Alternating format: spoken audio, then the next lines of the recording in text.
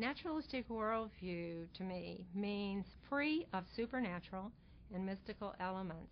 And that's kind of what the definition is in the Brights movement. It's put on the homepage. As far as what does supernatural mean, or what does mystical mean, basically people have to go to their dictionaries, decide when they're saying, am I a Bright, do I have a naturalistic perspective? They have to kind of look up, well, what does that mean to them? And if they agree that, yes, my worldview is free of supernatural and mystical, then they can sign up as a Bright. It's an interesting situation that some atheists can't be Brights. The situation is, that, take a look at the definition. A Bright is an individual who has a naturalistic worldview free of supernatural and mystical elements. Now, almost all atheists would say I'm free of the supernatural elements.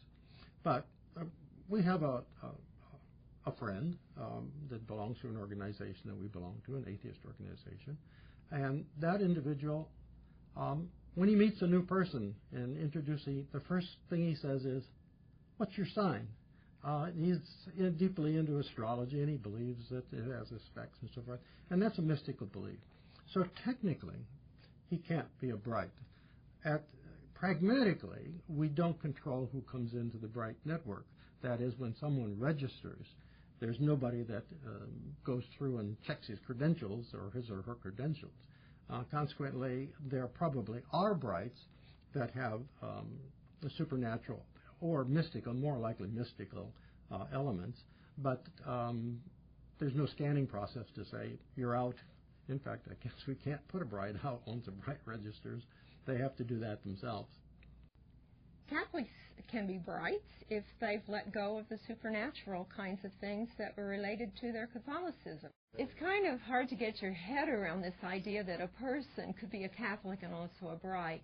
But I think really they can if they're maintaining the musical traditions, they're loving some of the kinds of community feelings, they're going through the rituals, the holidays. They can be a Bright and actually have a naturalistic perspective. But still, and maybe call themselves a Catholic, go to the events with family and friends, and also be a Bright. So I guess you can have a Catholic Bright.